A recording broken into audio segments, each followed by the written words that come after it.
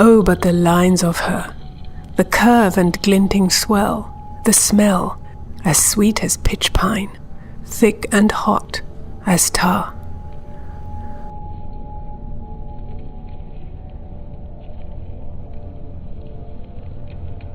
Oh, I was launched and splashing in the slipway, happy to be rudderless and yawing, masthead touching to the foam.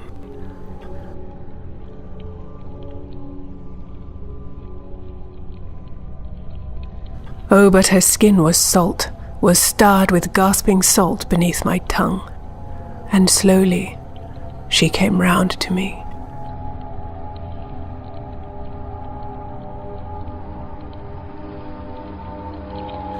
Bucking and slipping at my touch, making way in fits and starts to reach me and be calm.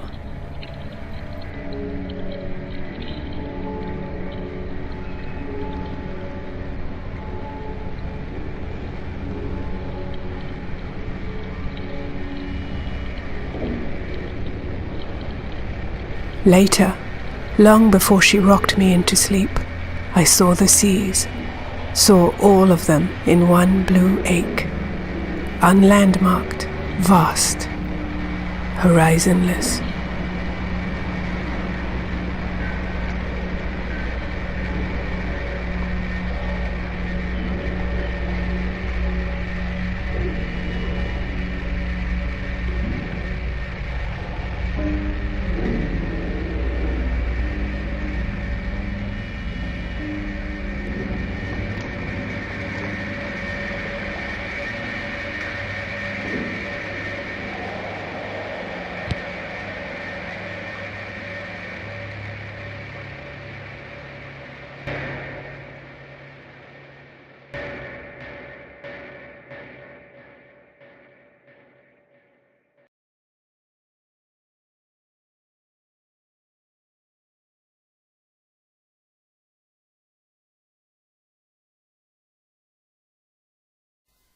Oh, but the lines of her!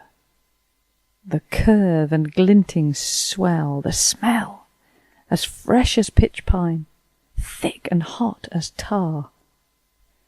Oh, I was launched and splashing in the slipway, happy to be rudderless and yawing, masthead touching to the foam.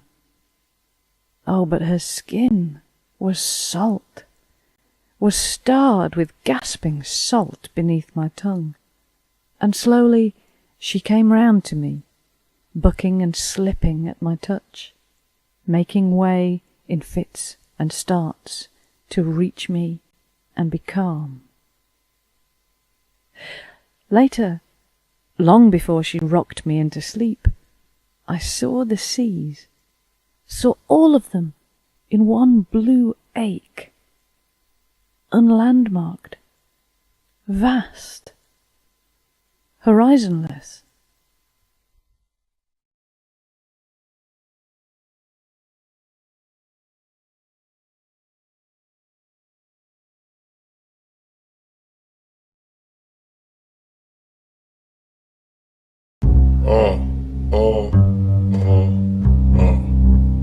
Take me to the city, because the city is dying like an old man alone on the 6th floor.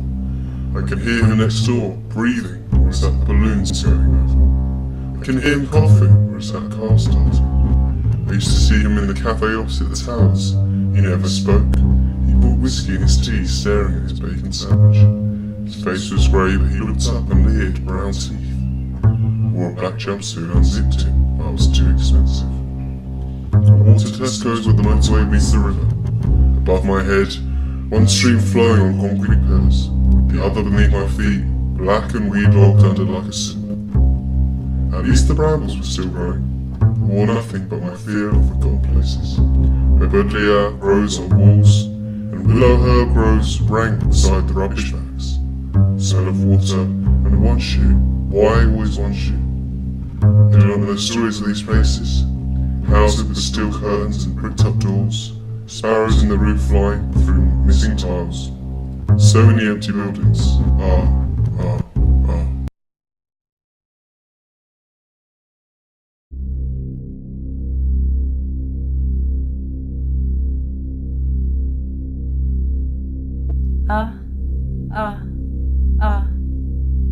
Take me to the city. Because the city is dying, like an old man alone on the 6th floor. I can hear him next door, breathing. Or is that the balloons going over? I can hear him coughing. Or is that a car starting up? I used to see him in the cafe opposite the tower blocks. He never spoke. He poured whiskey in his tea, staring at his bacon sandwich. His face was grey, but he looked up and leered. Brown teeth. I wore a black plastic jumpsuit. I unzipped it, but I was too expensive. I walked to Tesco's where the motorway meets the river. Above my head, one stream flowing on concrete pillars, the other beneath my feet, black and weed logged under like a sewer. At least the brambles were still growing. I wore nothing but my fear of forgotten places, where buddleia grows on walls and willow herb grows rank beside the rubbish bags. The smell of water and one shoe.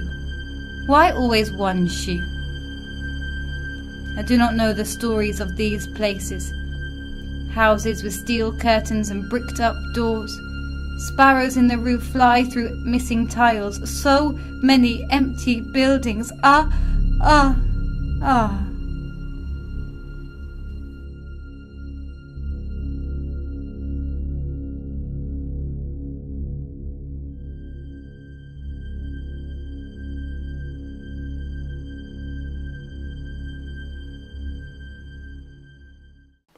Pegged to invisible consequences. Whatever happened to one particle would thus immediately affect the other particle, wherever in the universe it may be. Einstein called this spooky action at a distance. Amir D. Excel. The most innocent words entangle with things you would never particularly expect. Bulrushes binds to your lost love. Hazed excites tiny scurrying arthropods we are yet to find on Mars.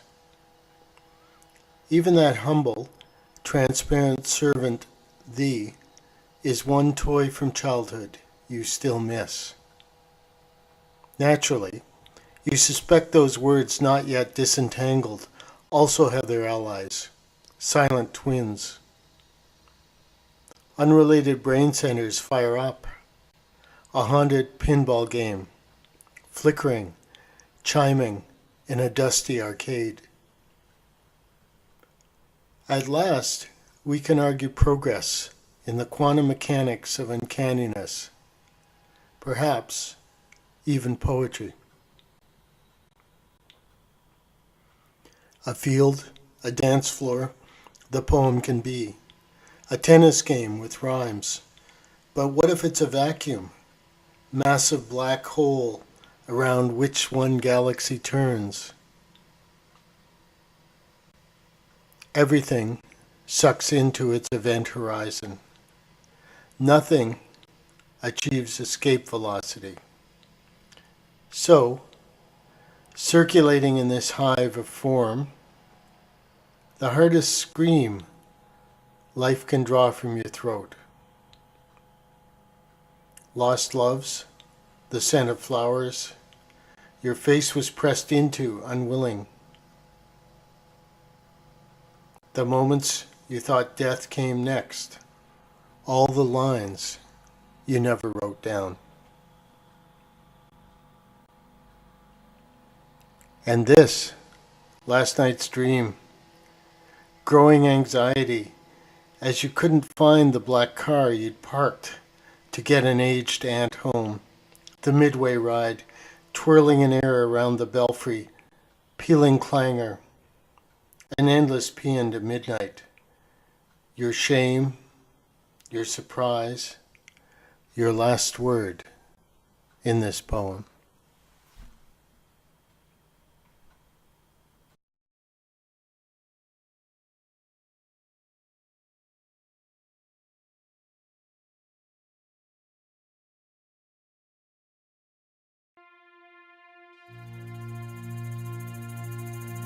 They're laughing at you. They're not laughing with you.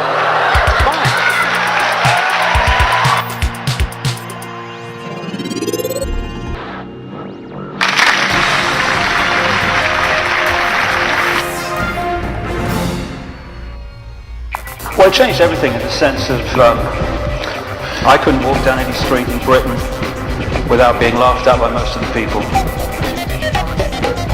And what that does is it reveals to you the level of immaturity that passes for adulthood in this country. About how easy it is for the few to control the many. Because the many, we laugh at sheep because sheep just follow the one in front. Oh, stupid sheep. We humans have our sheep the sheep, because at least these sheep need a sheepdog to keep them in line. Humans keep each other in line, and they do it by ridiculing or condemning anyone who commits the crime, because that's what it's become, of being different. I had a choice, Terry, at that point. I could have ended up faced with that scale of ridicule and ended up shaking in the corner. Or I could have said, as I did, laugh, condemn, I don't give a damn. This is me, and if you don't like me, well that's bad news, because this is the only me there is. And I refuse to conform and be bowed by the ridicule. And what it does, Terry, when you step out of the little box of what will other people think? How do I put this in a way that people won't think I'm crazy? You then realise how small a box you've actually been living in.